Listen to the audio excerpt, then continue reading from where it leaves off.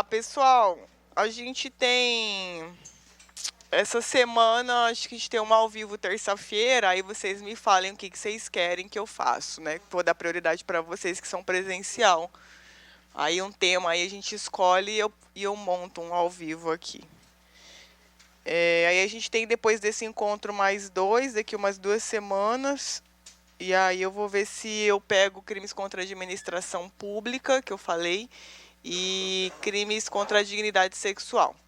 Então hoje a gente vai ver aqui ainda a parte geral, a parte do fato típico, que é o que cai bastante. Então, assim, ilicitude, que são estado de necessidade, legítima defesa, estrito cumprimento do dever legal, exercício regular do direito e consentimento do ofendido. A gente não vai ver sobre isso aqui, porque na verdade são 3 artigos.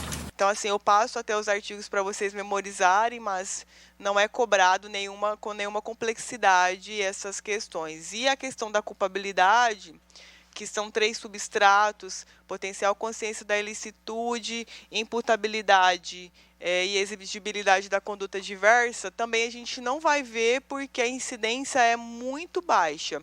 Então, hoje a gente vai ver os erros de execução, erros sobre a pessoa, resultado diverso do pretendido, que na aula passada, no final, ficou meio assim capengando, né? Então a gente vai ver sobre isso com calma hoje e vamos reforçar algumas questões ainda da parte geral, tá? Porque, como eu disse, a FGV ela traz a parte especial associada aos institutos da parte geral. Então, a gente vai dar prioridade mesmo ao pilar fato típico, quando a gente vai encerrar esse tema aqui hoje. Aí, na aula que vem, até pensei em fazer um ao vivo de aplicação da pena, porque não calcular a pena seria impossível, né? Precisaria de umas 30 horas com vocês para esse tema, mas a questão de compensações do STJ, que tem caído bastante, porque o STJ está com uma interpretação muito diferente do que está no Código Penal, com relação à compensação de reincidência com confissão e assim sucessivamente. Então, acho que a gente vai dar um enfoque nisso daí, porque com certeza vai cair da aplicação da pena. Então, não calcular quanto fica ou para onde que vai, isso daí seria impossível. É a mesma pegada que prescrição. Mas a parte jurisprudencial eu acho que vale a pena, porque no ano passado caiu uma questão da compensação, tá bom? Então, vamos lá, gente. Deixa eu ver se aqui a gente não viu esse ainda, né? Juarez, deixa eu ver aqui. Não. Então, vamos lá. Juarez, com a intenção de causar a morte de um casal de vizinhos, aproveita da situação em que o marido e a esposa estão juntos, conversando na rua, e joga um artefato explosivo nas vítimas, sendo a explosão deste material bélico a causa eficiente da morte do casal. Apesar de todos os fatos e autoria restarem provados em inquérito, o promotor de justiça se mantém inerte em razão do excesso de serviço, não apresentando denúncia no prazo legal. Depois de vários meses com omissão do promotor, o filho procura o advogado para a adoção das medidas cabíveis. Então, o que nós temos aqui? O Juarez, então ele quis matar um casal. Então, a intenção do Juarez, na verdade, era matar 2 pessoas. Então, ele tinha 2 dolos, né? Queria matar tanto um quanto o outro. E aí, ele praticou um movimento só, que foi arremesso de artefato. Então, ele praticou uma conduta, né? Um fazer, que matou o povo. E aí, o que acontece? Provavelmente, ele quer aqui uma ação penal privada subsidiária da pública, né? Uma denúncia penal subsidiária da pública, e aí ele procura você para adoção das medidas cabíveis. Então, só para a gente recapitular lá em processo, né? Na ação penal privada subsidiária da pública, esgotado o prazo para oferecimento da denúncia, o ofendido ou seu representante legal, eles podem intentar essa ação. Lembrando que ela é um tipo de ação que a qualquer momento o Ministério Público ele pode retomar, ou ele mesmo pode figurar no polo na condição de coautor, né? Ele vai acompanhar a ação penal privada subsidiária da pública no polo ativo junto com a vítima ou seu representante legal. Mas, de regra, o que ele faz? Quando ele perde o prazo legal para oferecimento da denúncia e alguém propõe, ele retoma. Ele alega qualquer erro, qualquer defeito e ele retoma a titularidade da ação penal que é dele. ok? Então, vamos lá. No momento da apresentação da queixa, o advogado, sob o ponto de vista técnico, de acordo com o Código Penal, deverá imputar a Juarez a prática de 2 crimes de homicídio. Lembrando que a procuração aqui, ela tem que ser uma procuração com poderes especiais para a apresentação da queixa-crime, né? Então, a ação penal privada, a procuração, ela deve ter ali especificamente quais são os fatos, qual é a pretensão que vai ser deduzida na queixa-crime, que no caso vai ser uma denúncia, né? É a mesma coisa, só um nome diferente. Então, nós precisamos de uma procuração com poderes especiais para essa capacidade postulatória, tá? Então, a gente tem lá 2 mortes. Então, nós temos uma conduta com 2 resultados. Então, aqui nós temos o quê? O que vocês acham? Concurso formal ou material? Concurso formal.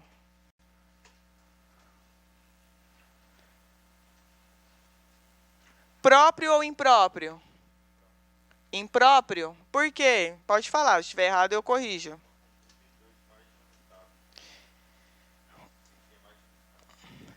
Tem desígnio autônomo aqui?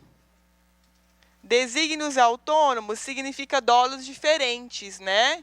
Então, veja, no concurso formal impróprio, na verdade, não é o nosso caso. Isso aqui é um concurso formal próprio. Então, no concurso formal próprio, eu tenho uma conduta com 2 resultados.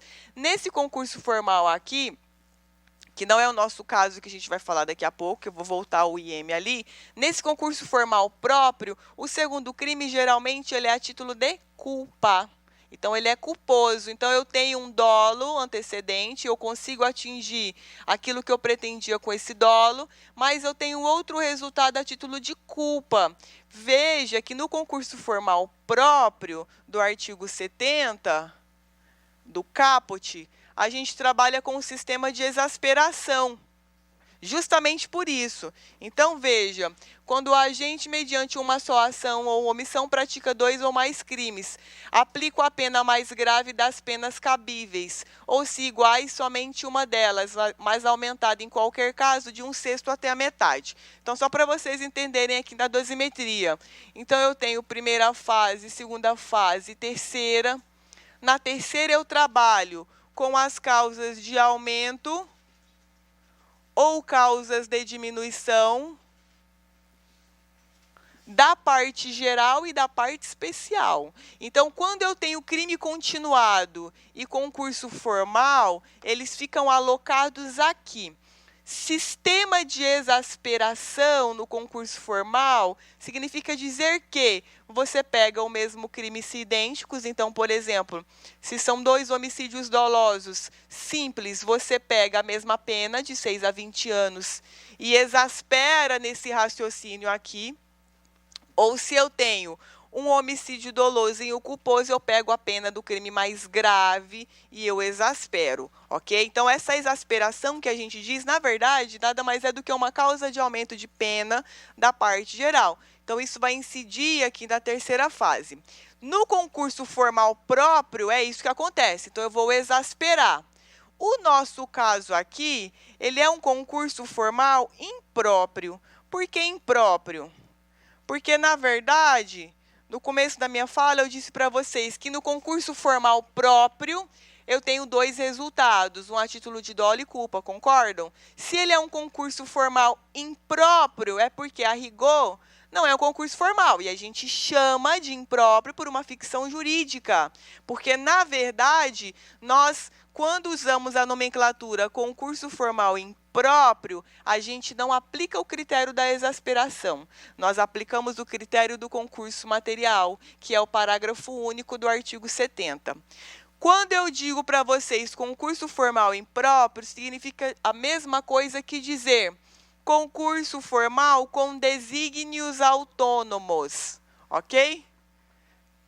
Desígnios autônomos.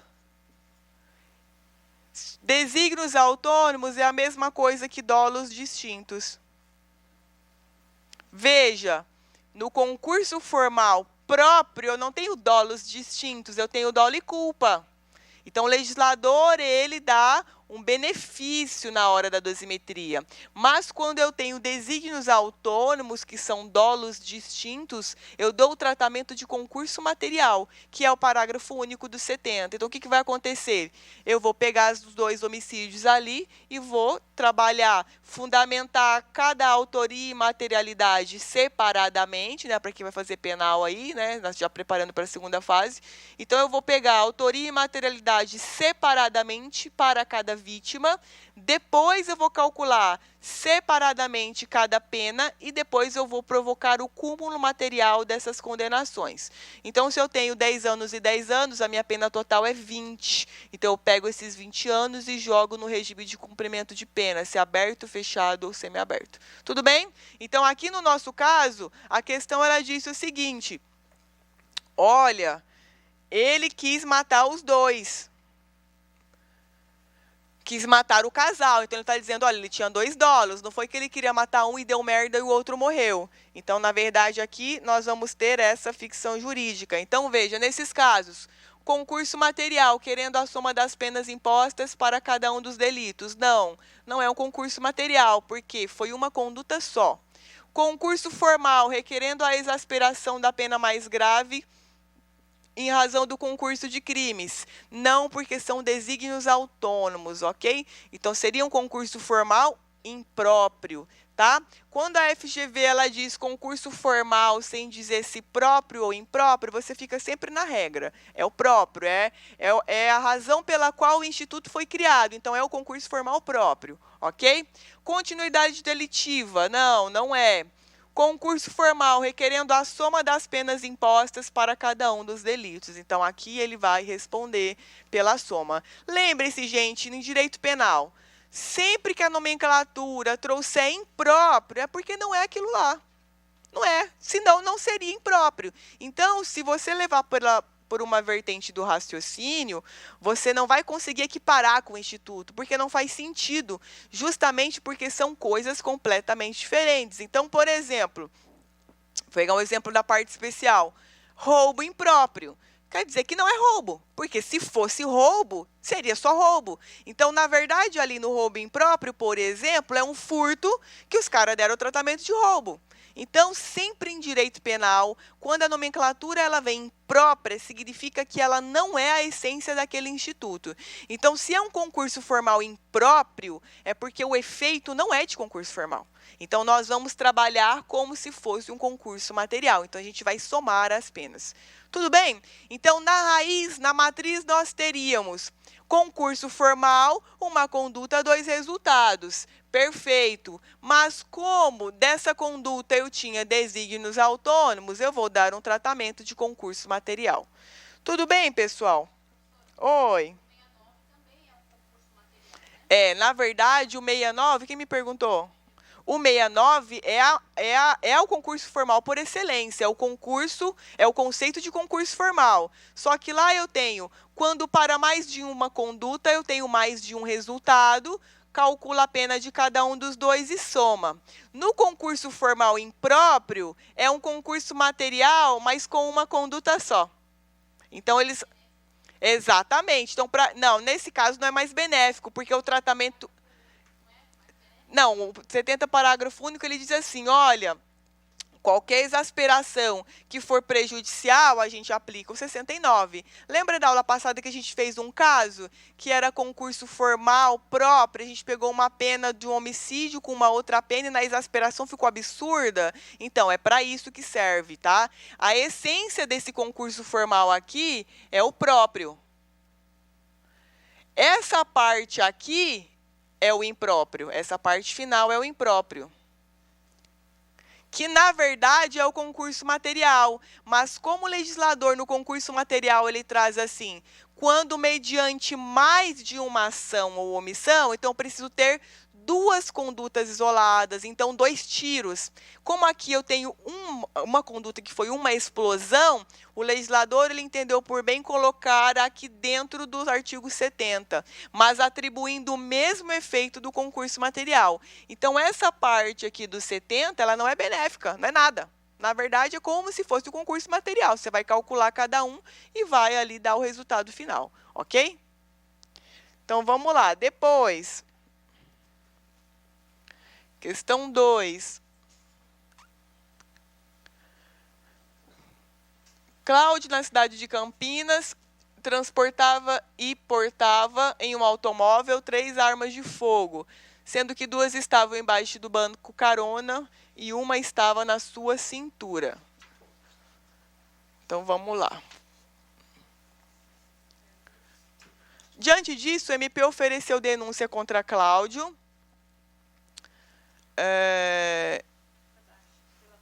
pela prática de 3 crimes de porte de arma de fogo de uso permitido em concurso material, por 3 vezes. Foi acostado nos autos, ou seja, o MP ele quer 3 condenações distintas, né? Então, o juiz ele tem que fundamentar a autoria e materialidade de 3 crimes, ainda que se trate da mesma pessoa, ainda que se trate do mesmo fato. Ele tem que colocar um por um, princípio da fundamentação das decisões judiciais.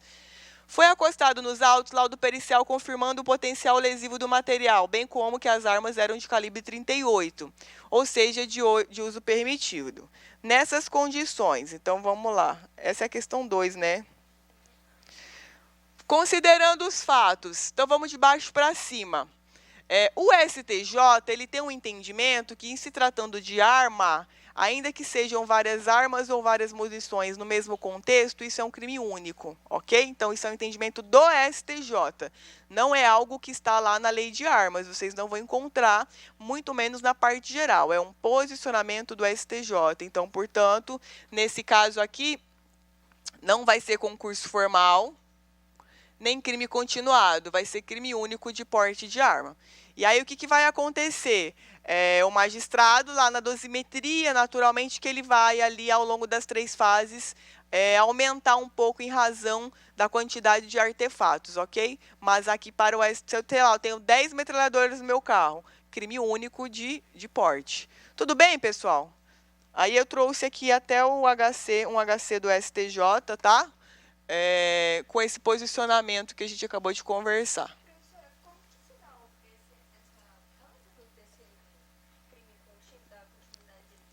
Crime continuado, quando pelas mesmas condições de tempo, lugar e espaço, você pressupõe ali que um crime é continuidade do outro. Então, por exemplo, geralmente se utiliza que é mais benéfico, né? Geralmente se utiliza isso, exemplo, crimes sexuais, crimes patrimoniais. Então, a pessoa pratica vários estupros, um estupro por semana, como se fosse um estuprador serial. Então, aí você encaixaria isso na continuidade delitiva.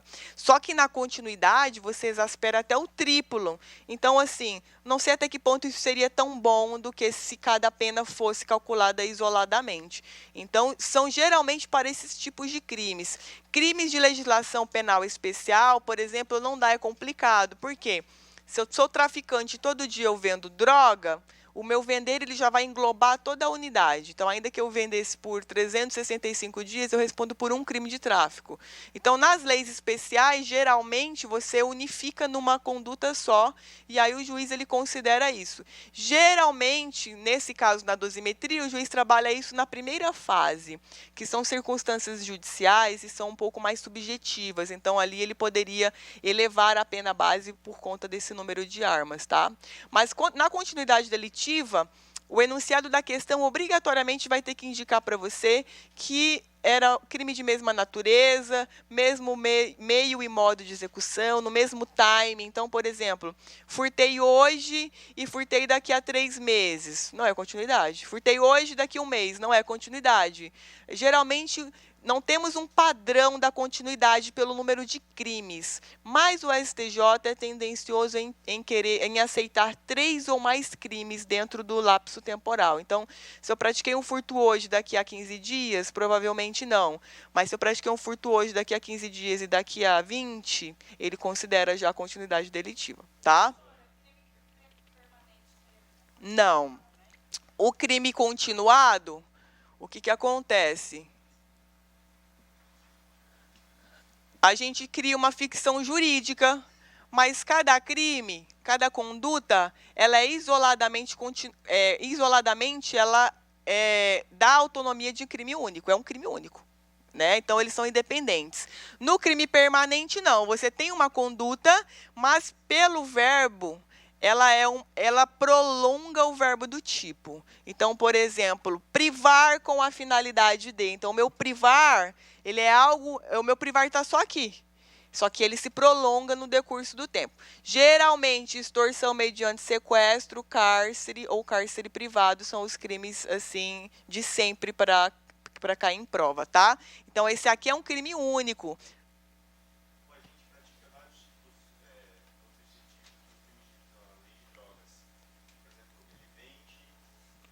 Vende, expõe, carrega consigo, traz consigo. Nesse caso, crime único.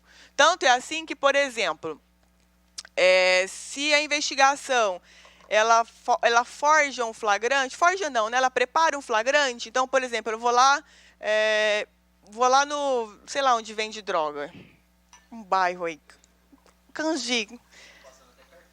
Estão passando? Sério? Monta uma Eireli, né? Então, por exemplo, a polícia sabe que tem a boca de fumo. Perfeito. Eu vou lá, a policial me passa por compradora. No momento da compra, eu efetuo o flagrante. O flagrante do verbo vender, ele é inválido, porque é preparado, eu estimulei. Mas o verbo do tipo trazer consigo é válido. Então, aí o flagrante é lavrado pelo verbo trazer consigo. Então, ele é um crime plurinuclear, mas trabalha-se sempre com a contextualização de crime único. Crime único também. A jurisprudência é oscilante, mas tende a considerar como crime único. Então, tá, sei lá, eu vendo pasta base crack, crime único.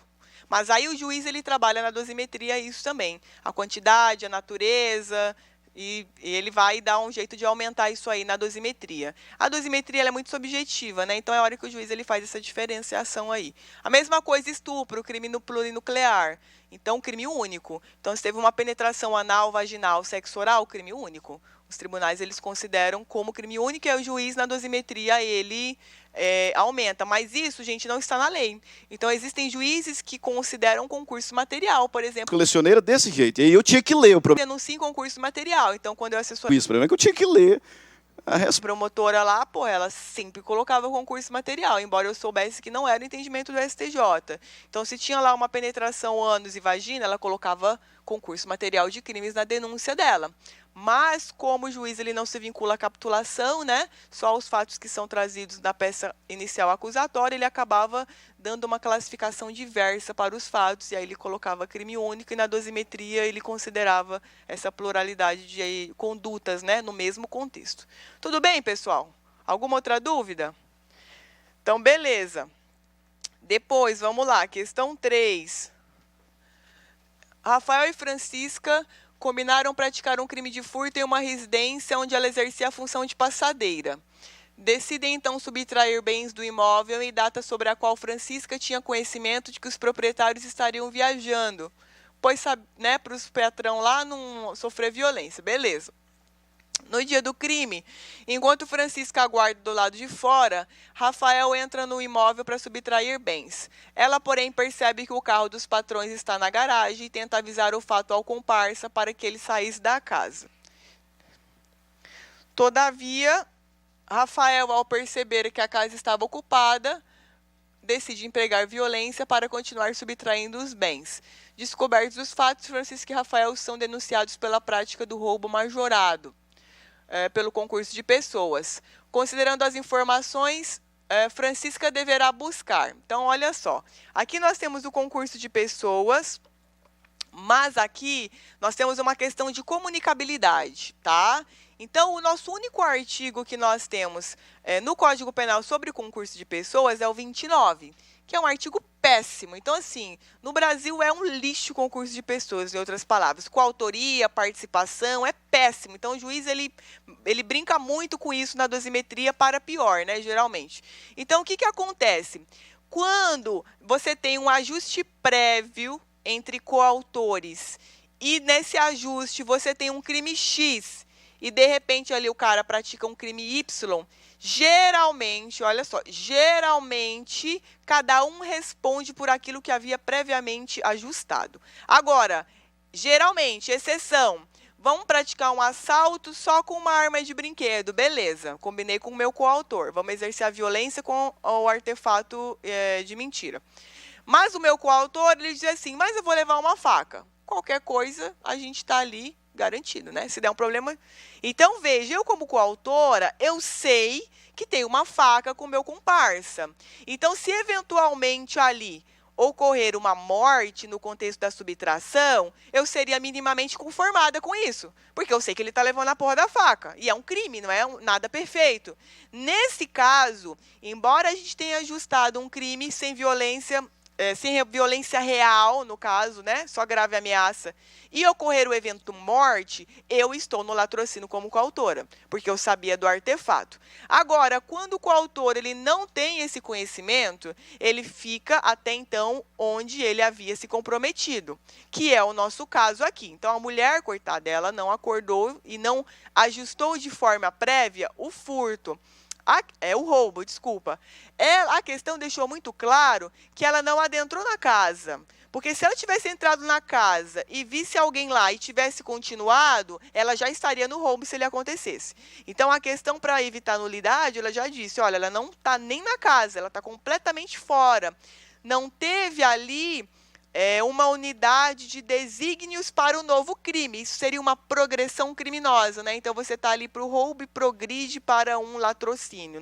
Ela não teve vivência dentro dessa progressão. Então, nesse caso, ela fica no furto e o cara ele fica no roubo. Então, veja, nesse caso, ela é absolvida, porque ela não queria praticar o crime que foi praticado. Não, né? Não é absolvida. Na medida da culpabilidade dela, ela vai responder.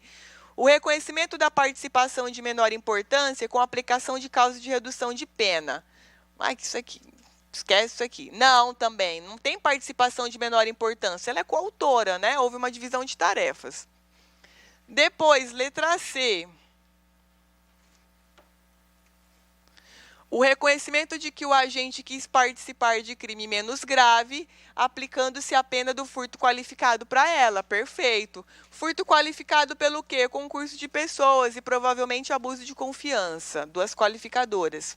D. O reconhecimento de que o agente quis participar de crime menos grave, aplicando-se a causa de diminuição sobre o roubo. Não. Cada um responde pelo seu crime separado, tá? Mas quando você for fazer uma questão dessa, você vai ler o enunciado e você já vai sentir que não faz lógica que ela responda pelo latrocínio do cara, ok? Então, seria o caso de, por exemplo, eu combino com um de vocês, vamos invadir o domicílio tal? Aí a gente invade, lá dentro eu vou e mato uma pessoa. Então, você é homicida agora também, porque eu fui lá e matei alguém no mesmo contexto da invasão. Não faz sentido, não é lógico. Só que a questão ela tem que trazer muito claro que não houve em nenhum momento uma progressão criminosa com um conformismo do coautor, porque se tiver, o coautor está dentro, tá? Na prática, como que funciona? Dane-se, né? Responde pelo que aconteceu. É muito difícil uma defesa quebrar isso daqui, é quase impossível, ok? Alguma dúvida? Oi, pode perguntar. Sim, na verdade, nós temos o liame subjetivo no concurso de pessoas. Mas, veja, eu não preciso de ajuste prévio para ter concurso de pessoas. Esse liame subjetivo, ele pode existir mesmo sem um acordo prévio. Então, por exemplo, o Marciano está aqui dando aula, eu venho dar um soco nele. Aí vem alguém dar um soco. É concurso? É concurso. Mas a gente não está previamente ajustado. Mas houve um liame ali, meio que velado? Houve, então é concurso. Ok? Então, nesse caso é. Então, olha lá, o 29. Quem de qualquer modo incide no crime responde na medida da sua culpabilidade. Se a participação é de menor importância, a pena pode ser diminuída. Isso aqui é para o partícipe, né? Aquele que viabiliza a consecução do crime, instrumentaliza ou até mesmo induz ou instiga, mas ele não fraciona nada de ato executório. Então, esse aqui é o parágrafo 1º dele. Parágrafo 2º, que é o nosso caso. Se algum dos concorrentes quis participar de crime menos grave, é aplicada a pena dele. Essa pena é aumentada até a metade, na hipótese de ter sido previsível o resultado mais grave. Mas, na prática, isso nunca cabe. No meu exemplo do latrocínio, a pessoa ficaria no latrocínio também, se ela dissesse que sabia que o coautor estava com uma faca ali ou com uma arma, tá? Isso aqui é conversa para boi dormir. Tudo bem, pessoal? Alguma dúvida? A gente tem que lembrar que o nosso código ele é da década de 40, né? Então, ele é muito ultrapassado, infelizmente, né? Então, na época, isso aqui, você imagina um bandido mentir, né? Quando a pessoa vai presa na década de 40. Então, com certeza, isso aqui era muito fácil de ser provado. Porque as pessoas, elas não tinham a habilidade que ela tem hoje, criminal, assim, no dia a dia. Tem preso que é mais habilidoso que a gente. Você fala assim, meu Deus, você já estudou direito? Ele já sabe tudo, né? Que ele é mais habilidoso. Então, a gente precisa reformar esse código com urgência. Aqui, gente, o que aconteceu? Eu trouxe uma questão que não tem nada a ver com o enunciado. Que eu olhei ali hoje, na hora que eu cheguei, e eu me deparei com isso, tá? Normal, minha aula, né, sempre acontece. Na verdade, é sobre erro de execução. Então, eu vou fazer um esqueminha aqui para vocês. Não tem resposta nesse enunciado. Mas a gente já aproveita e vê esse tema aqui. Então, olha lá. Então, na aula passada, a gente estava falando de conduta. Chegou de falar sobre o dolo, a culpa, só recapitulando a aula passada, e o préter-dolo. E vimos, né, a figura do erro de tipo. O erro de tipo, gênero, ele não se encaixa em nenhuma estrutura do fato típico. Tanto é assim que quando vocês estudam os manuais da vida aí, os caras, eles não falam sobre erro de tipo dentro da conduta, nem nada. Ele vê todos os tópicos e depois ele fala do erro de tipo, tá? O erro de tipo, que é o gênero, é uma situação equivocada, uma situação de erro, veja, de erro, que vai incidir sobre o tipo penal. Por isso, ele é chamado erro de tipo.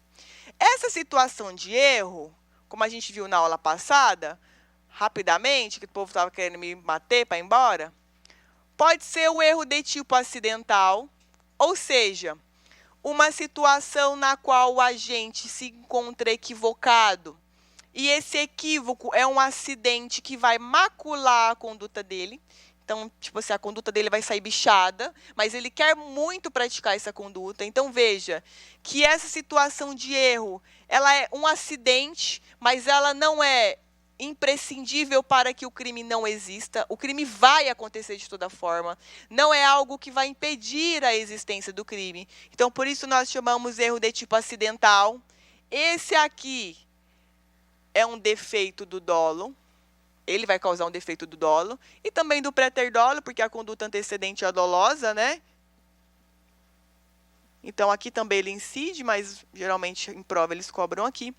E nós temos o erro de tipo essencial, em que essa situação equivocada, ela é a essencialidade do crime. Ou seja, se o agente, nessa situação de erro, nessa interpretação dele equivocada da realidade, ele é avisado que ele está errado, nós não vamos ter crime. Por isso, ele é um erro de tipo que atinge a essencialidade do crime. Ele atinge a existência do crime. O crime simplesmente não existiria se ele soubesse que ele está equivocado. Dentro do universo dessa essencialidade, a gente tem o erro de tipo essencial invencível, que eu comentei com vocês, que também é chamado de desculpável. Ou seja, você desculparia essa pessoa. Nesse caso, ele vai ter o condão de excluir o dolo. Ele vai conseguir excluir o dolo. Então, veja, se a pessoa tem essa falsa representação da realidade, e qualquer um de nós, no lugar dessa pessoa, teríamos também essa falsa representação da realidade, essa pessoa ela não será responsabilizada criminalmente. É isso que vai acontecer. Então, exclui o dolo. A gente derruba a conduta. Então, portanto, o fato ele vai ser atípico, tá? Existe algum raciocínio jurídico? Não. Está na lei e é assim. Não tenho nenhum entendimento ou uma forma de assimilação. É isso, tá? Então, por exemplo, o que eu dei aqui... sempre eu faço essa piada, mas eu acho engraçado, tá? Do mato é machista, eu sei, homofóbica, não, quase, né? Então a gente está lá, vamos ver quem que a gente vai levar. O Marciano, sempre, né? Qual outro professor que poderia ser de bullying aqui com vocês? O Yuri não, porque ele é muito fofinho, né? Não tenho coragem de fazer com ele. O Stanley. Então, veja, o Stanley e o Marciano vão para o Pantanal. Vão para o Pantanal pescar, eles me chamaram. Lá a gente vai para o Pantanal pescar, você quer? Eu falei, gente, primeiro que está proibido, é defeso, né? Estranho essa pesca de vocês. Segundo que só vai 2, né? Tá muito estranho, não vou nesse negócio. Sei, vai deixar sua esposa grávida aqui, Stanley, o que está acontecendo? Do nada, você nunca foi de fazer isso? Ah, não, novos descobertas e não sei o quê. Eu falei, então tá. Marciano vai para Tailândia, não sei quando que ele volta. Vamos lá, né? Eu falei, então tá bom. Então, beleza, foram lá. Aí, eles vão praticar no Pantanal aberto, porque nós temos uns lugares lá no Pantanal em que são de camping, então você tem ali identificação de pessoas que acampam na localidade, mas eles não, eles foram para o mato fechado mesmo ali, caçar. Aí, beleza. Estão lá na caçada e tal, e aí, de repente, eles se separaram. Final da tarde, noite, já foram caçar lá no mato. E aí, o que acontece? O Stanley viu uma moita mexendo. Uma moita mexendo. Estranho. Aí o Stanley falou, vou atirar, né? É um viado ali no mato. Animal, né, gente? É um viado ali no mato. Aí o Stanley deu os 2 tiros, pá. Aí chegou lá, era o Marciano. De sunga branca, não sei porquê. Não sei por que razão ele estava de sunga branca. Eu falei, cara, que isso, né? E aí ele matou o Marciano. Então, tudo bem. Veja, nós, na situação do Stanley, teríamos efetuado esse disparo? Teríamos. Era de noite, o Marciano é negro. Porra, ali é mata, caçada. Não tô que preconceito, mas é a questão de... É isso. E aí, pô, nós, no lugar do Stanley, teríamos também não avistado o Marciano e achando que fosse um viado animal mesmo, a gente teria matado ele sem dúvidas nenhuma. Então, veja, nesse caso, ele é um erro invencível, no sentido de que ninguém conseguiria vencer essa situação. Todo mundo iria incorrer no mesmo equívoco. Por outro lado, ele é chamado de desculpável, porque nós perdoaríamos qualquer pessoa nessa situação, já que nós não poderíamos exigir nada diferente disso, porque nós cometeríamos o mesmo equívoco. Nesse caso, ele não responde por nada. Nada. Então, nós dizemos exclui dolo e também a culpa. Vai recair sobre a conduta, o fato ele é atípico. Então, nós dizemos que o fato é atípico. Agora, se por outro lado era de dia, num local de camping, em que pessoas circulam lá.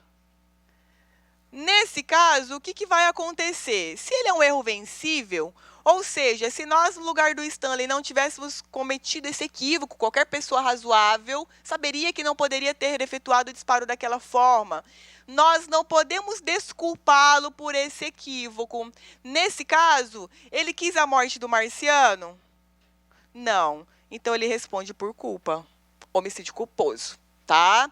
Então, veja que no erro de tipo essencial, realmente atinge a essencialidade do crime. Mas quando ele é algo indesculpável, a pessoa vai responder pelo resultado que ela provocou. E aí é lógico que vai ser a título de culpa, já que ela não quis matar o Marciano. Ok? Agora, no acidental, não.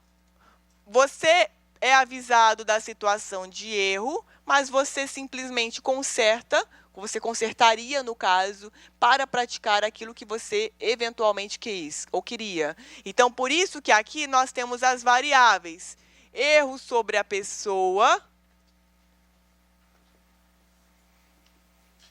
que também é chamado de error in persona.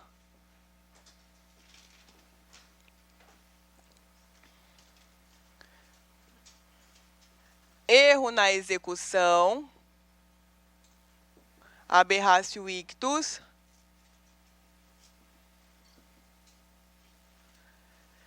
resultado diverso do pretendido,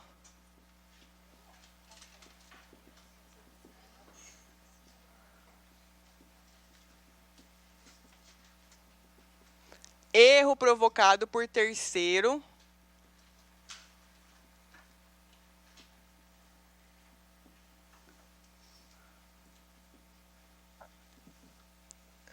Além desses, existem outros, tá? Mais uns 2. Só que esses 2 nunca que vai cair na FGV. Então, a gente vai ficar só no básico. Um seria o erro sobre o nexo causal, que é muito específico, só para vocês terem uma ideia.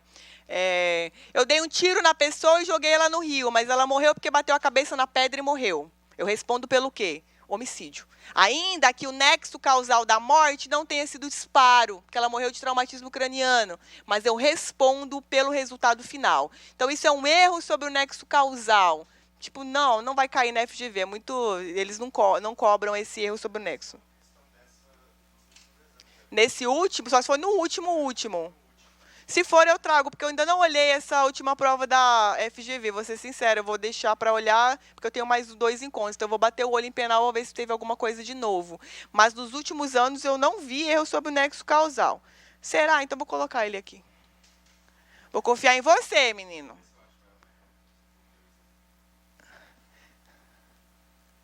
Inclusive, não sei, não acho que não foi você, foi um outro colega que me perguntou de umas questões aí do exame. Esses manuais aí tem questão que é muito antiga e que tem posicionamento muito antigo no STJ. Então, cuidado de estudar esses da Saraiva e tal. Pega lá do 20º para frente, porque tem coisa lá que mudou o resultado. Então, eu dei uma aula sobre algum tema aqui, o aluno veio me perguntar, professora, mas isso aqui está errado por quê? Porque mudou o posicionamento do STJ e o gabarito deu diferente. Então, cuidado com questões muito antigas que estão nesses manuais aí, tá? Oi.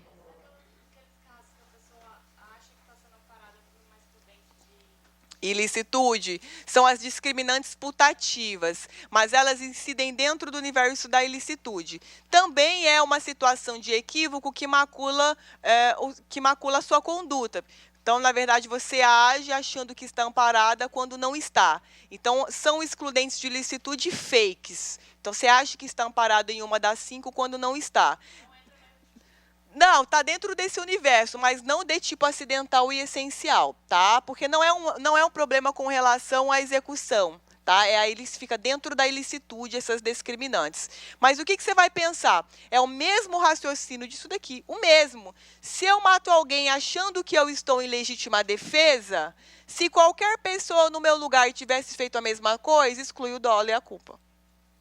Se tivesse ali se eu no lugar dessa pessoa tivesse agido de maneira diferente, eu respondo a atitude de culpa, tá? Então é o mesmo raciocínio, elas se encontram no final, tá? Mas eu não vou falar dela aqui, não, tá? Senão Deus me livre, vocês vão me avaliar mal ali falando que a aula é o ó, que ninguém entendeu nada. Não. O garantidor do nexo causal que você tem é lá no artigo 13, parágrafo 1º, tá? E veja, isso fica lá dentro do crime omissivo.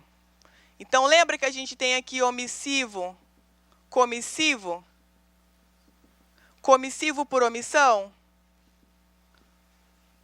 Aqui são as formas pelas quais esse povo vai se manifestar, ok? Na questão do garante, omissivo ou comissivo por omissão, a gente trabalha muito com isso daqui e com isso daqui, né? E aí, aqui no garante, artigo 13, parágrafo 1º, que é tratado dentro do nexo causal, que é o artigo 13, mas não é nexo causal, né? Como eu disse, nosso código é muito ultrapassado. Então, ele está tratando de 2 institutos completamente diferentes. Esse fica aqui dentro, tá? Então, não dá para você encaixar essa situação de erro ali. Ou você trabalha com essas variáveis dentro do parágrafo 1º, ou você trabalha ali com os erros, ok? Então, veja, no erro sobre a pessoa, ou erro in persona, o meio de execução é perfeito, tá? Mas a pessoa é falsamente representada.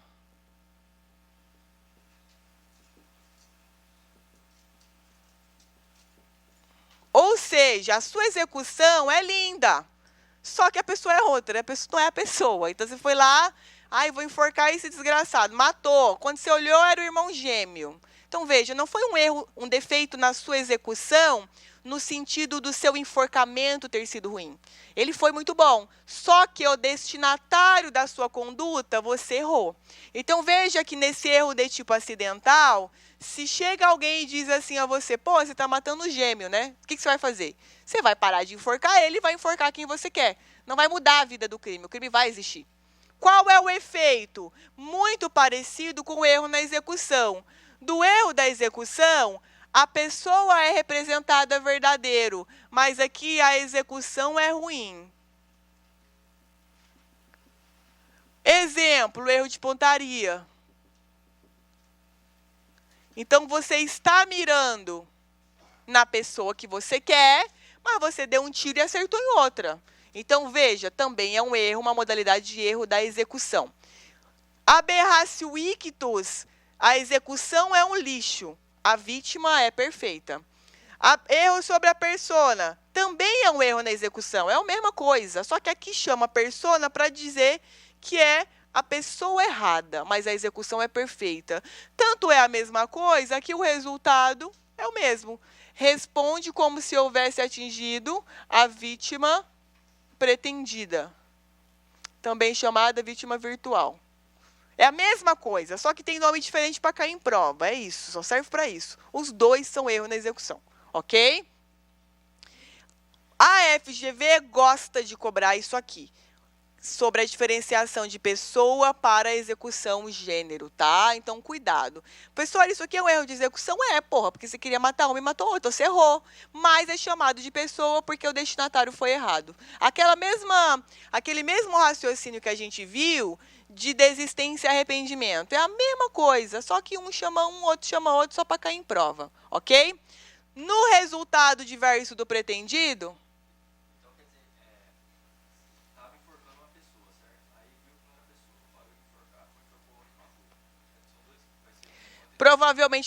Provavelmente responde por aquela que você tentou pelos atos que até então você praticou, então no máximo uma lesão corporal, porque você não queria em nenhum momento matar a primeira, você conseguiu atingir o seu resultado na outra que você queria. Já vou explicar essa variável. Por exemplo, eu quero matar uma pessoa. Aí eu vejo lá na moto o Marciano e o Stanley, à noite. Vindo da moto, canjica, sai correndo, né? Então, bom, eu quero matar o Marciano. Efetuo um disparo, acerto o Marciano, a bala transfixa, acerto o Stanley. Eu tenho um concurso formal com 2 resultados, né? Lembra? Um doloso, um culposo.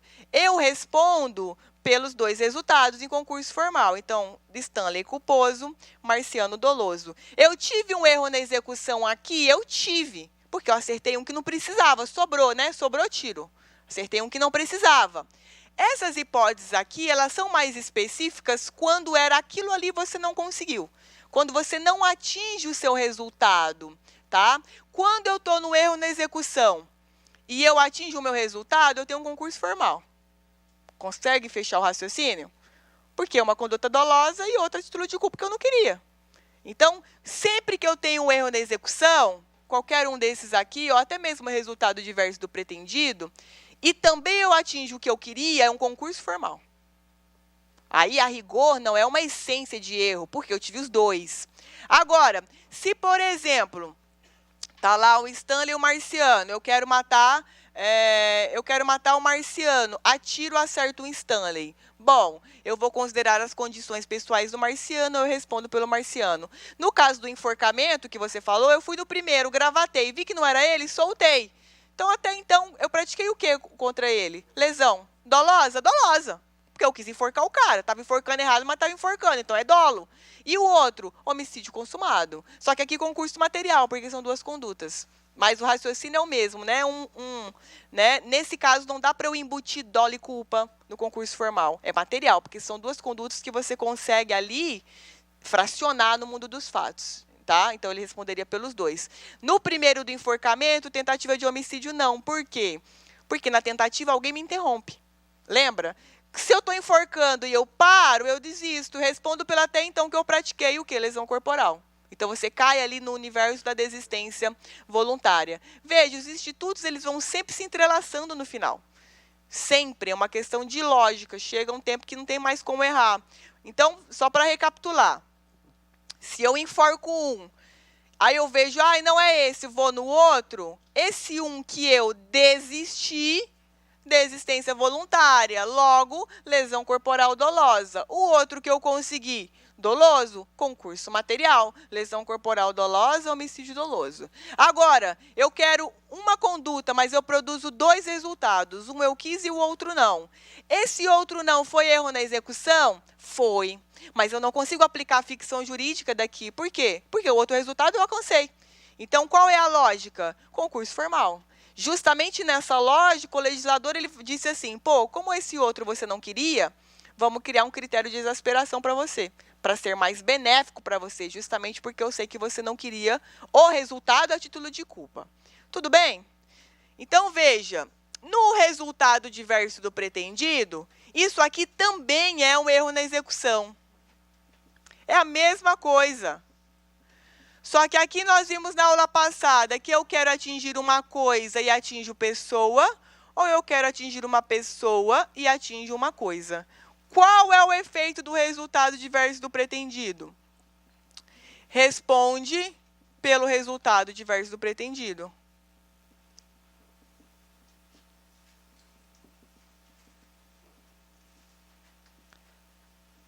Responde pelo resultado diverso do pretendido. Então, se eu queria, como nós vimos na aula passada, um dano e eu pratico um homicídio culposo. Porque eu não queria matar, então homicídio culposo. Agora, se eu quero um homicídio e pratico um dano, não respondo por nada, porque nós vimos que não tem dano culposo, que foi a questão da aula passada que a gente falou, ok? Então, esses 3 são erros na execução. Esse erro provocado por terceiro é uma terceira pessoa que cria a situação de erro. Então, na verdade, aqui, o autor da conduta, ele é usado como um instrumento do crime. Ok? Então, por exemplo, a gente estava lá na mata caçando, eu estava também nesse dia da caçada, perfeito. Aí, eu sei que é o marciano que está lá no arbusto de sunga branca, beleza. Aí eu falo, Stanley, pode atirar que é viado. Atirar que é viado. Animal. Aí ele vai falar, será? Tá uma trem branco, tô vendo um clarão branco. Falei, não, é o sol. Atira. Ele atirou. Bom, eu já sabia que era uma pessoa e eu queria matar o marciano. Então, veja, nesse erro provocado por terceiro, eu usei o Stanley como instrumento. Então, no caso, o Stanley ele não responde por nada. Porque essa situação de erro toda não foi ele quem deu causa. Então, ele não responde por nada e eu respondo por homicídio. Tá? E o erro sobre o nexo causal, lembra, a gente tem aqui conduta, nexo e resultado. E aqui é a tipicidade. O nexo, ele cuida desse liame, né? Ele é o elo aqui. Então, por exemplo, eu peguei um caso... mas nem vou falar, apesar disso, esse caso. Olha, o péssimo esse caso. Não, na verdade, eu não peguei, não consegui. Eu passei para um colega meu. O que aconteceu com esse caso? Era um casal, aí beleza. O cara era muito ciumento, jogador de futebol, muito ciumento. Um dos maiores times aqui de Mato Grosso, muito ciumento. E aí, beleza e tal. E a moça tava falando com carinha, tava falando com carinho e tudo mais. Esse jogador de futebol, ele tinha um colega que era jogador de futebol. E ele sabia que o colega gostava da mulher dele. Então, olha o rolo. Então, ele, tipo assim, olha o meu exemplo. Eu falo assim, eu sou casada com um marciano. Suponhamos, eu sou casada com um marciano jogador de futebol. E o Stanley é amigo dele. E ele sabe que o Stanley gosta de mim. Olha a treta. Aí, beleza. Aí, eu fui lá e pulei a cerca lá, traí o marciano. O marciano manipulou o Stanley para me pegar. Isso aí é um trem pesado. Aí, o que aconteceu?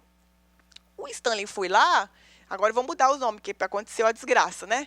O cara foi lá, o amigo que gostava da mulher dele, foi lá, pegou a mulher, levou para o mato. Ele estava junto, o corno estava junto.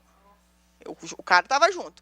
Foi os dois lá, e aí, olha que loucura. O cara, o amigo, teve relação com a mulher, para não falar estuprou, né? Estuprou a mulher lá no mato. E o outro assistindo, o jogador, o corno. Então, ele não satisfeito, ainda assistiu lá. E aí, o que aconteceu? Eles pegaram e, é triste, mas aconteceu, e botaram um saco de plástico na cabeça dela e foram embora. E ela ficou lá agonizando 6 dias, ela morreu asfixiada. É porque, na verdade, o que aconteceu? Eles bateram nela tanto que eles acharam que ela tinha morrido. E aí, o que eu acho que eles pensaram? Ah, vamos botar o saco plástico, não sei, para ninguém ver, ou para os bichos, não sei lá. Louco. E aí, depois, a autópsia falou, olha, morreu de asfixia. Não foi do espancamento. Então, aqui houve um erro sobre o nexo causal, né?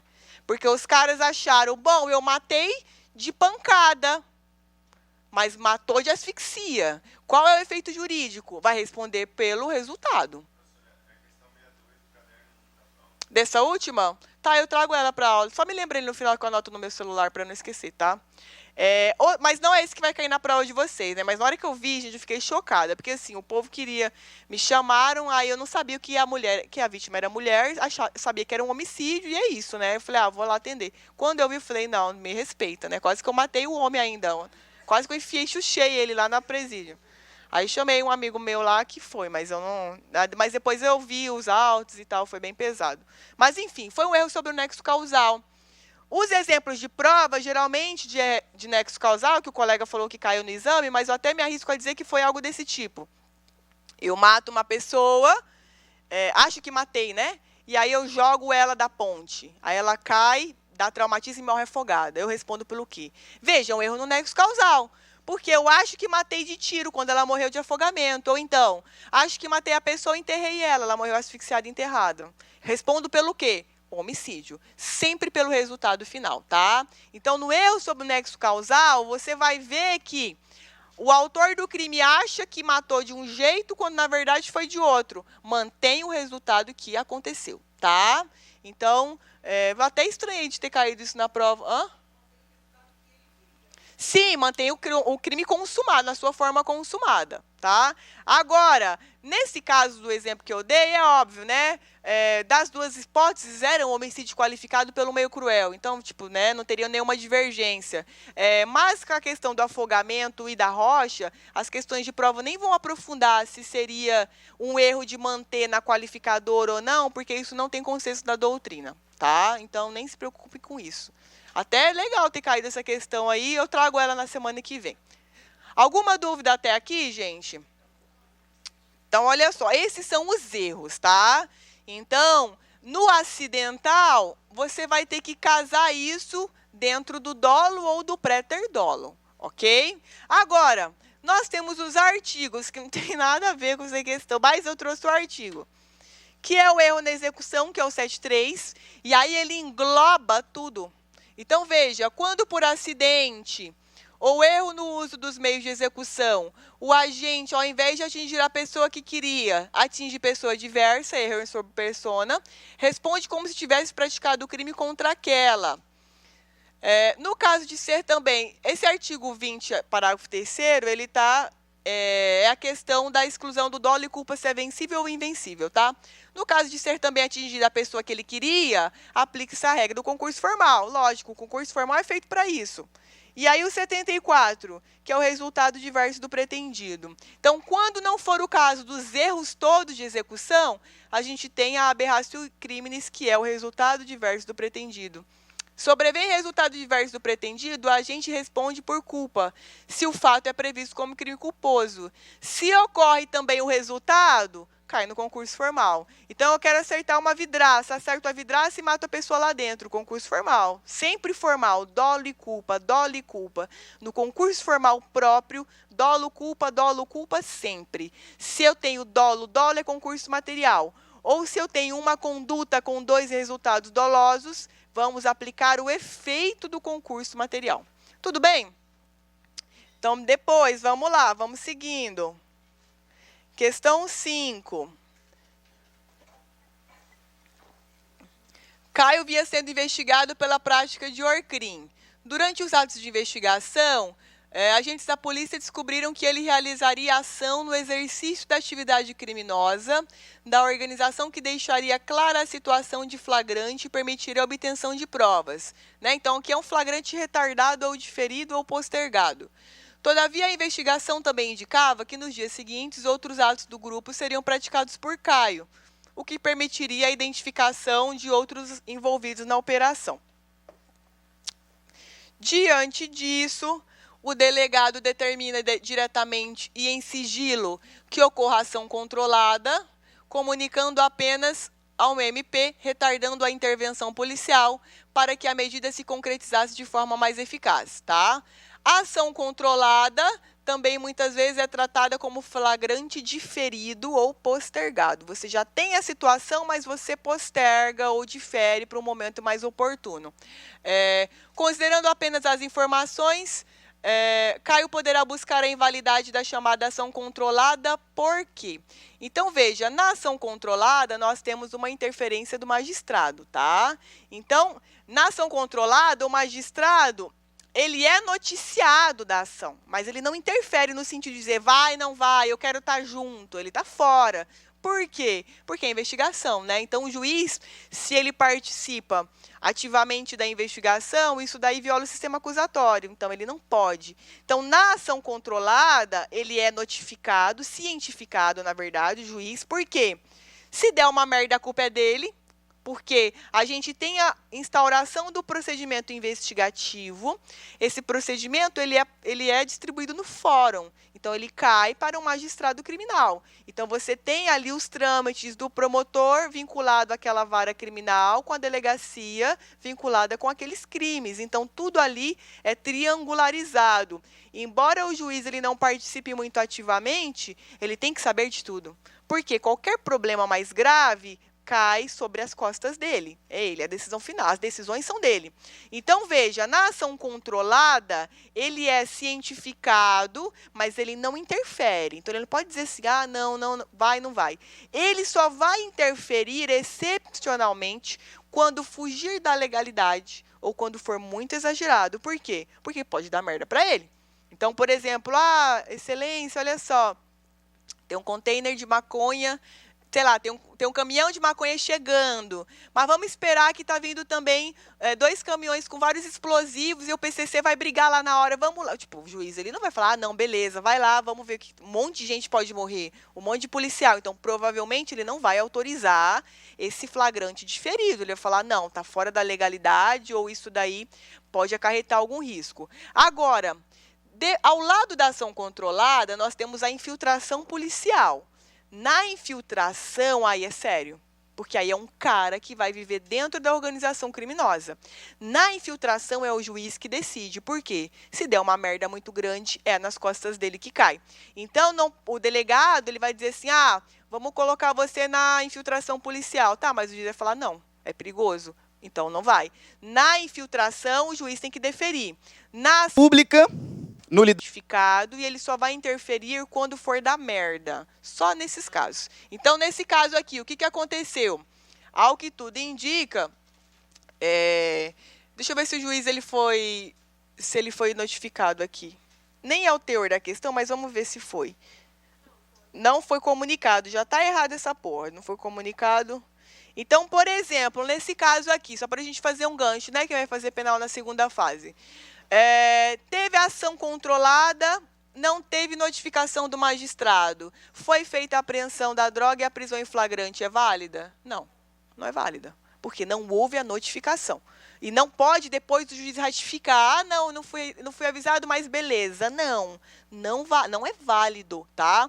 Por isso que a gente vê muitas prisões em flagrantes e cumprimento de prisão preventiva dentro do contexto da ação controlada, que todo mundo está na rua. Aí você não entende, você fala, cara, por que o cara está na rua? O cara foi pego com 1 tonelada de droga, tal.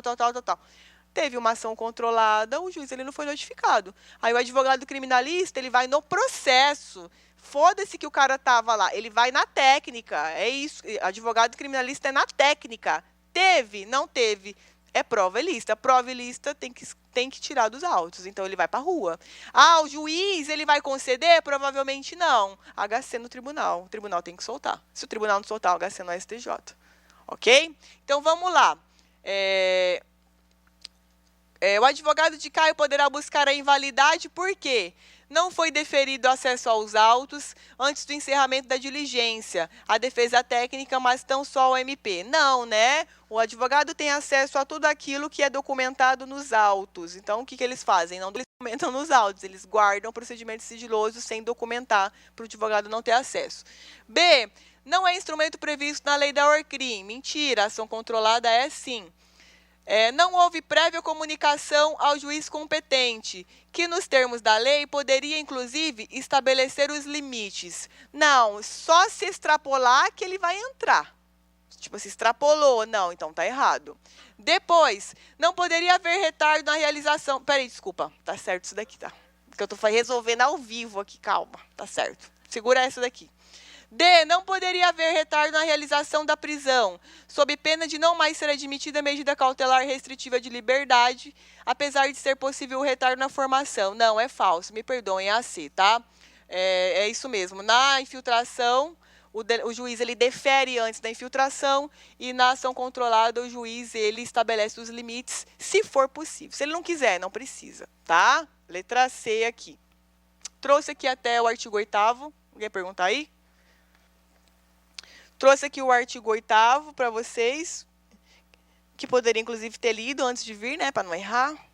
Mas estava resolvendo aqui na hora.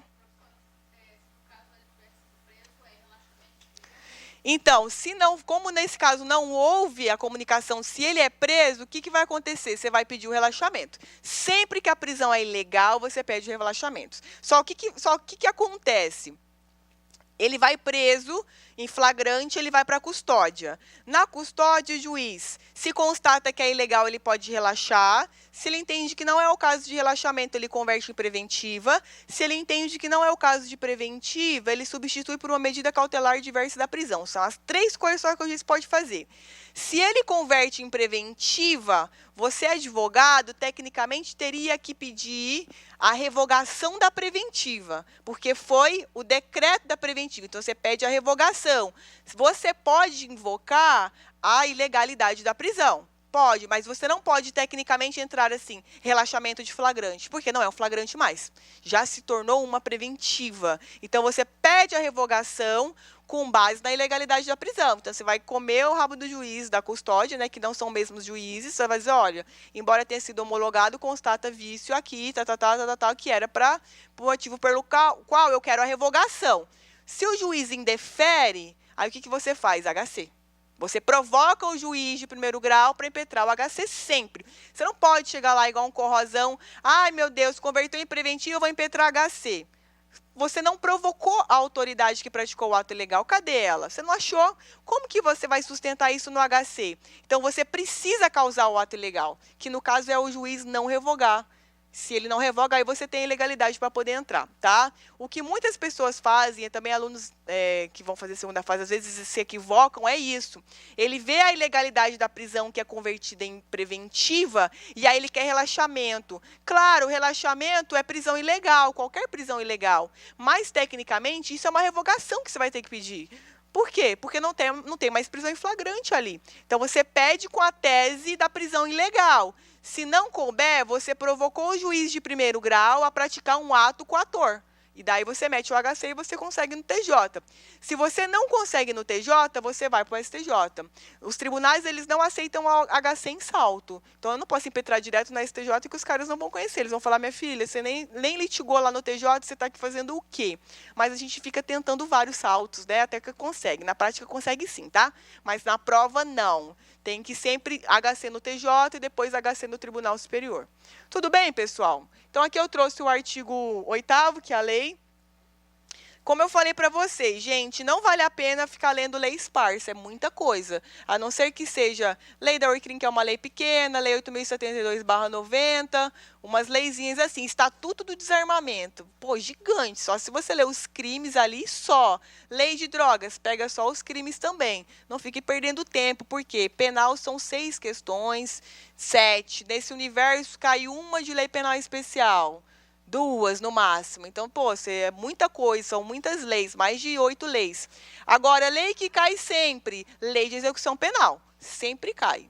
agravo de execução, então compensa dar uma olhadinha nessa parte aí.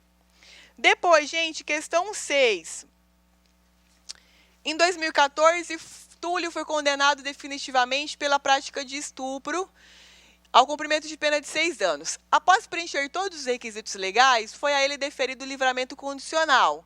No curso do livramento, Túlio vem novamente a ser condenado definitivamente por outro crime de estupro, praticado durante o período de prova. Então, no livramento condicional, ele cumpre o tempo que ele tem na rua. É isso. Não tem ali uma supressão de tempo. Ele só fica na rua o tempo que ele deveria estar preso, que é o período de prova. Se ele pratica isso, o livramento dele é revogado automaticamente. Preocupado com as consequências dessa condenação, a família de Túlio procura o advogado para esclarecimentos. Nesse caso, né, Túlio deverá esclarecer à família que a nova condenação funciona na revogação como causa obrigatória, obrigatoríssima, não sendo possível a obtenção de livramento condicional em relação ao novo delito, tá? Então, tá no livramento condicional, fez merda, acabou, meu filho. Você pode esquecer que você vai morrer agora com os crimes que você for praticar, tá? Esse artigo aqui, que horas são, gente? O povo tá tudo se movimentando aí? Ah, estamos de boa. Esse artigo aqui, gente, ele cai bastante, muito, tá? Que são as hipóteses de livramento condicional. Isso aqui sempre cai umazinha. Se não cair na primeira fase, sempre cai na segunda, quem escolhe penal, tá? Não o artigo, né? Que aí é fácil, vai cair dentro né, de uma questão dissertativa. O juiz pode conceder livramento condicional quando eu tenho pena privativa de liberdade superior a 2 anos, igual ou superior a 2 anos, desde que... Então, ele tem que cumprir mais de 1/3 da pena, se ele não é reincidente, em crime doloso. Então, por exemplo, eu fui condenada a 8 anos. Chegou... Porque, assim, gente, pena cumprida é pena extinta. Então, eu estou cumprindo lá. Chegou a 2 anos... Se eu sou reincidente em crime doloso, eu não consigo. Mas eu sou primária, então eu consigo livramento condicional. Então, eu vou para a rua, ficar na rua nesses 2 anos que me restam, tá? Cumprida mais da metade se o condenado for reincidente em crime doloso. A reincidência, ela é um conceito que significa mais ou menos assim. Se entre o cumprimento da pena ou o trânsito em julgado da sentença condenatória não decorreram mais de 5 anos. Isso é reincidência, tá? Agora, não é assim, por exemplo, eu tô lá presa no presídio 20 anos. Aí eu saí, cumpri minha reincidência? Não, pô. Se você ficou preso 20 anos, você saiu, você tem mais 5 anos para não praticar nada, senão é você reincidente. Não tem lógica, você já está preso e aí você já é beneficiado pelos 5 anos? Não, tá? Então, esse prazo de 5 anos geralmente começa a correr quando? Depois que você está na rua, quando a pena ela é extinta. Ah, matei no presídio. Aí é óbvio que você vai ser reincidente, né? Pô, você praticou dentro do presídio. Mas a regra é... Estou na rua, então eu tive a extinção da pena pelo cumprimento, eu tenho mais 5 anos ali de reincidência. Se eu praticar qualquer coisa ali dentro, não sendo contravenção, temos as hipóteses lá, eu sou considerada reincidente. A reincidência, a gente vai ver que eu vou dar uma aula ao vivo sobre isso, ela é uma agravante que prepondera na segunda fase. Então, ela manda sobre quase todas. E o STJ, na reincidência, ele trabalha com uma anulante dele, que é a confissão. Isso não é algo que está na lei. É algo que cai na FGV, mas é uma interpretação do STJ. Então, por exemplo, se eu tenho um cliente que é reincidente, o que eu falo para ele? Confessa. Porque aí eu anulo a reincidência na segunda fase. Então, ali, pelo menos no cálculo da pena, na segunda fase, ele vai ficar neutralizado. Então, a pena dele na segunda fase, ela vai passar batida, vai passar no mínimo, ok? Mas isso daí é macete, né, do dia a dia. Também as hipóteses. Comprovado o comportamento satisfatório durante a execução, ou seja, ser bonzinho lá na execução. Tenha reparado salvo efetiva impossibilidade de fazer dano causado pela infração. E aqui nós queríamos cumpridos mais de 2/3 da pena, quando é crime hediondo, prática de tortura, tráfico de pessoas é novo, tá? e terrorismo se o apenado não for reincidente específico em crimes dessa natureza. Tudo bem?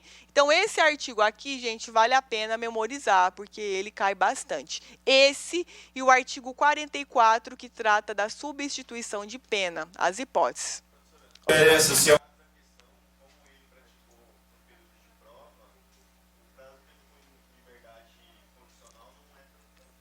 Entra. Pena cumprida é pena extinta.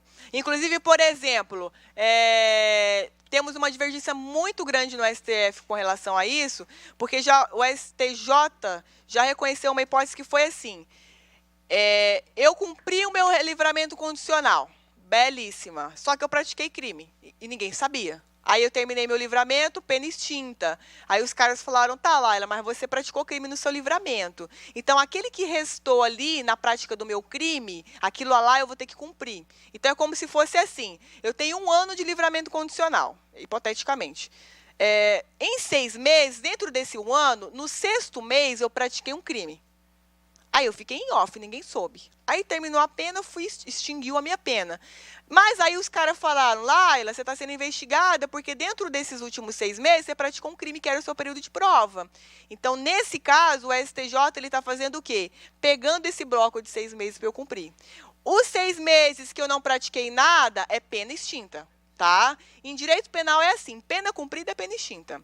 Essa questão do livramento condicional, deles voltarem naquele bloco de 6 meses, mesmo que eu já tenha minha pena extinta pelo cumprimento, é uma interpretação do STJ, não tem nada na lei sobre isso. Todo dia eles inventam um negócio novo. Então, isso daí não está na lei, tá? Então, cuidado, mas isso é mais para a galera que vai fazer penal segunda fase, tá?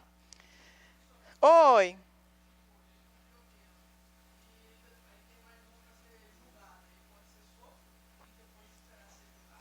Ele cumpriu uma pena e aí o que aconteceu?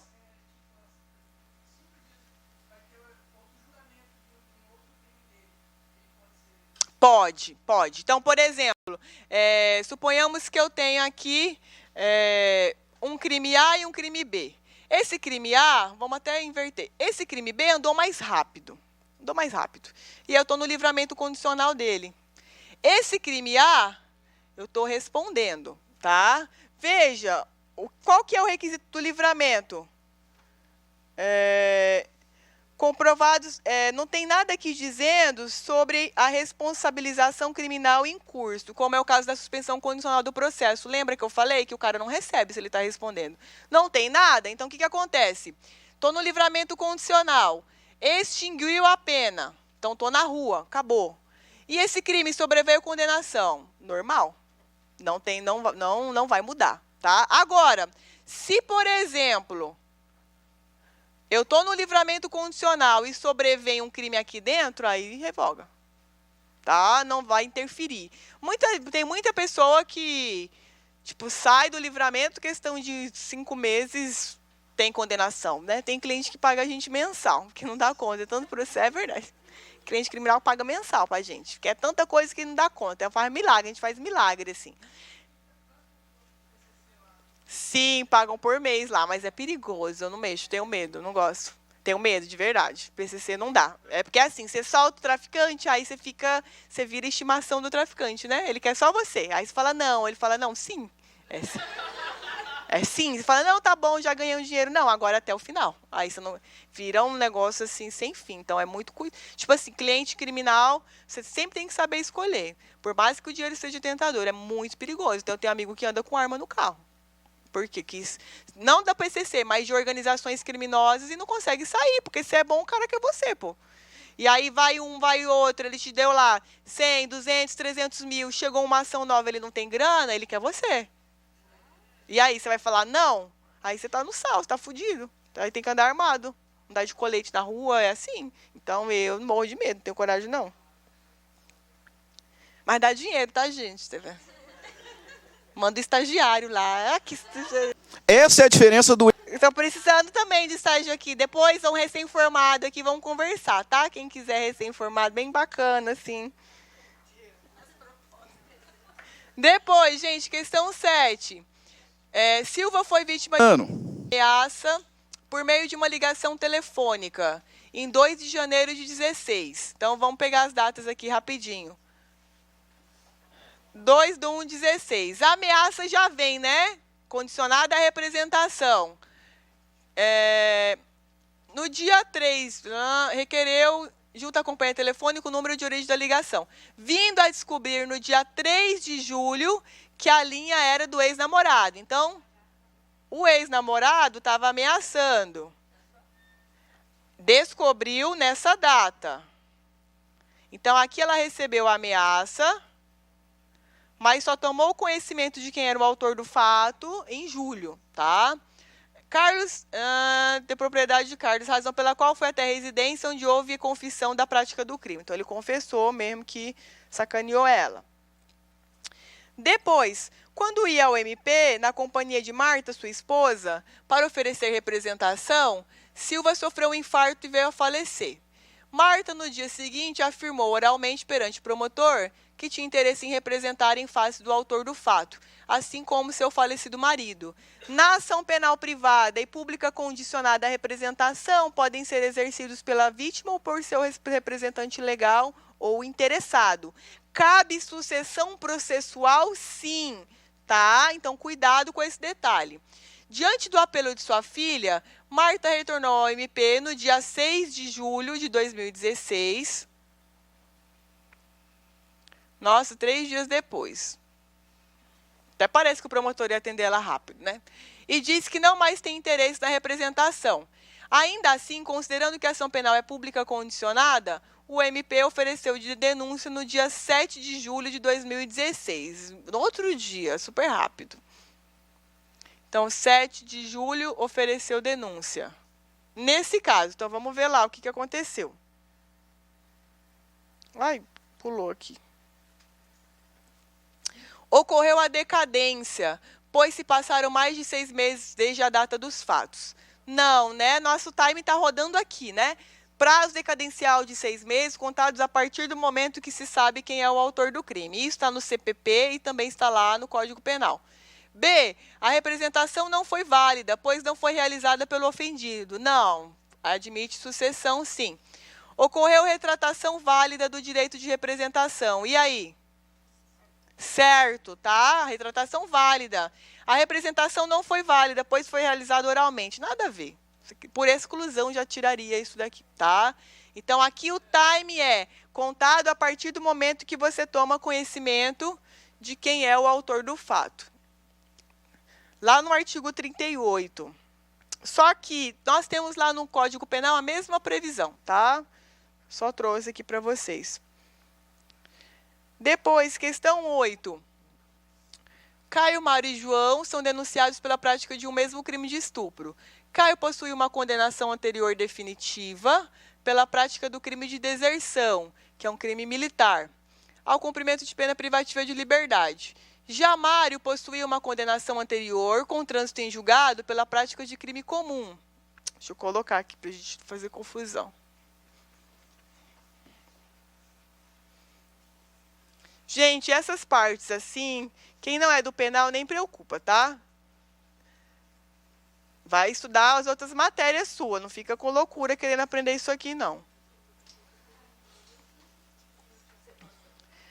Caio possui uma condenação pelo crime militar.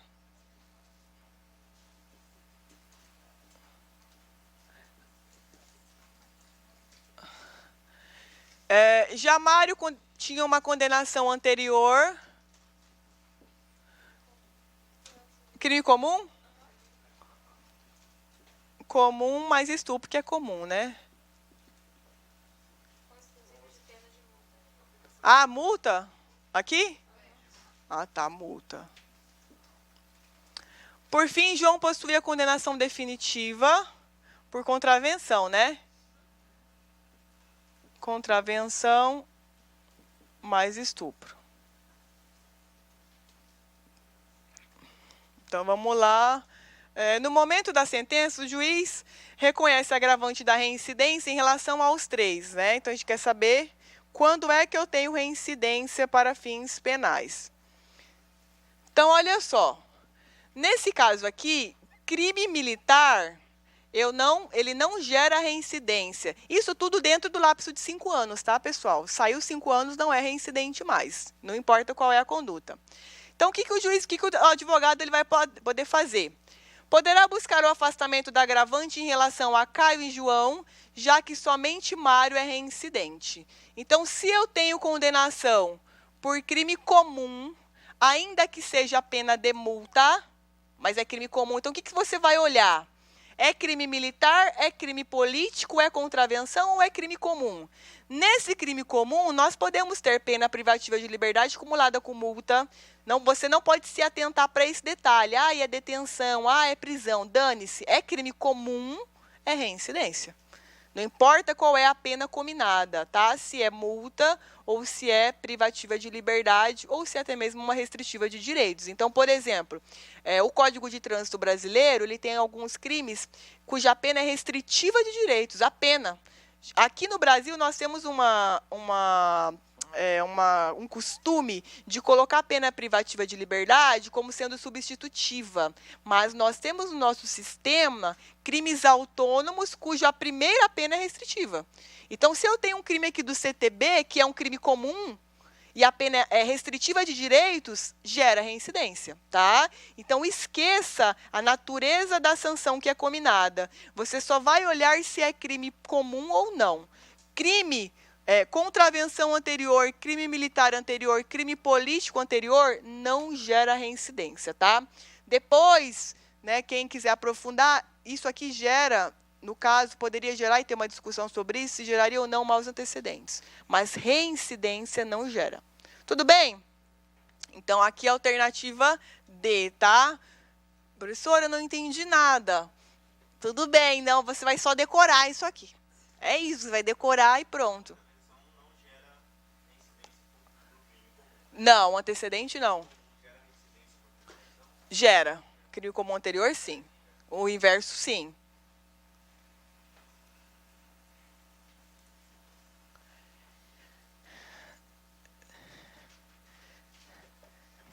Depois, gente, questão 9. Só para terminar aqui, antes que o povo vá embora, igual uma manada, né? A aula tá acabando. Não é concorrência, eu acho que não é. Depois vocês olhem lá as revisões turbo do CEISC, tá? São muito boas. Pelo menos em penal eu já assisti. Os caras são muito bons, tá? Que é aquilo que salva o povo, assim, na semana anterior. A galera, tipo, tem de todas as matérias. Trabalho, processo civil, penal, processo penal. É tipo 5 horas de revisão turbo. É muito boa isso daí, gente. Vale a pena, é de graça, tá lá no YouTube. Compensa muito. CEISC. Muito bom mesmo. Fica lá, eles cobram a segunda fase, né? Mas a primeira tá lá no YouTube, é uma revisão zona turbo. São 3, 4 professores, é bem legal. Depois, gente, aqui, questão 4. Só que eles atropelam algumas coisas. Questão 9, eles atropelam algumas coisas, sabe? É uma revisão, mas, pô, em 5 horas você vê direito penal quase todo ali, direito civil é bem... Alberto, policial civil, passando por dificuldades financeiras, resolve se valer de sua função para ampliar seus vencimentos. Para tanto, durante o registro de uma ocorrência na delegacia, solicita, olha o nosso verbo, solicitar. Então, você não está exigindo, você está sugestionando. Solicita R$2.000 para realizar as investigações necessárias. Indignada com a proposta, a noticiante resolve gravar a conversa. Dizendo que iria pensar se aceitaria pagar o valor solicitado, ela deixa o local e procura a corregedoria. O nosso verbo é solicitar desse crime. Então, a partir do momento que ele solicitou, o crime já está consumado. Ok? Então, nesse contexto aqui, o crime já está consumado. A gente vai ver daqui a pouco qual é o crime, mas ele já está consumado. Tá? Então, ele é um crime formal de consumação antecipada ou resultado cortado. Tá? Acerca da conduta de Alberto, é correto afirmar que... Então, nós temos aqui uma corrupção passiva, tá? Na corrupção ativa, você oferece. A corrupção ativa é o crime praticado pelo particular contra a administração pública. Então, ele oferece ou promete. Aqui é crime praticado pelo servidor público contra a administração pública. Então, na corrupção ativa, você tem que lembrar que é do particular. Então, ele oferece ou promete. Parte dele, ele não é provocado.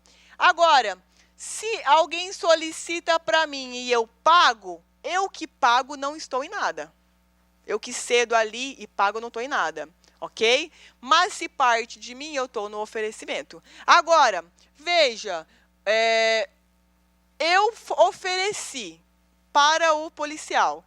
Eu que ofereci estou aqui, ele que aceitou está aqui, ok? Se ele solicita de mim e eu não pago, só ele que está. Então, não é um crime de mão dupla. Muitas vezes eu tenho a corrupção passiva e não tem ativa. Na modalidade solicitar, eu posso não ter corrupção ativa, porque, na verdade, o verbo é oferecer ou prometer, não é entregar. Não temos previsão legal para isso. Então, cuidado com esse detalhe. O FGV adora cobrar, dizendo assim, que são crimes de mão dupla. Sempre. Não. Na modalidade solicitar, eu não tenho corrupção ativa. Só na modalidade de receber. Tudo bem, gente? Alguma dúvida até aqui? Então, olha só. Na terça-feira, a gente tem os ao vivos. O que vocês querem? Eu pensei em aplicação da pena.